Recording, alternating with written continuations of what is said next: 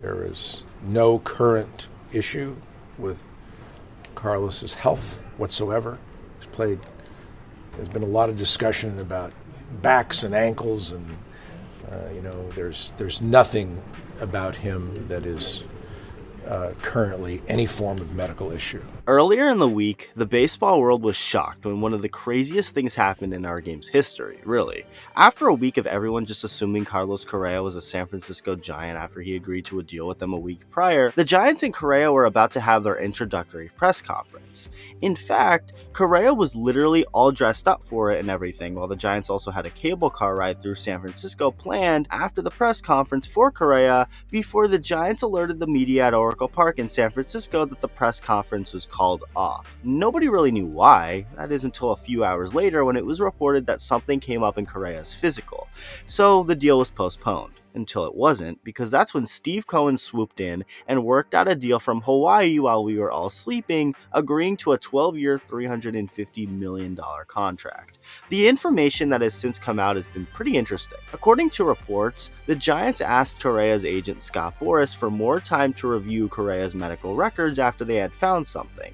According to Boras himself, he then asked the Giants to make a decision to act on the agreement by 1 p.m. or 1:30 p.m. Pacific time, something which the team agreed to.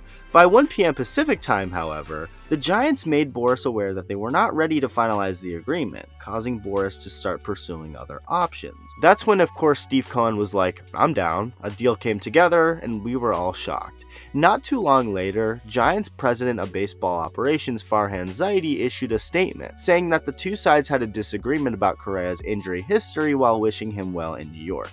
So, Carlos Correa is a Met.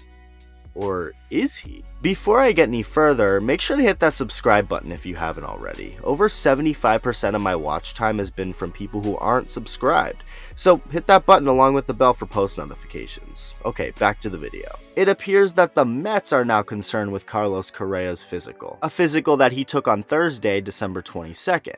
The team is concerned about Correa's surgically repaired right leg, having apprehensions over the integrity of the leg. In order to find context to this, you have to go all the way back to 2014, while in the low levels of the minor leagues, Correa suffered a fractured fibula on a hard slide into third base, which required a plate to be surgically implanted.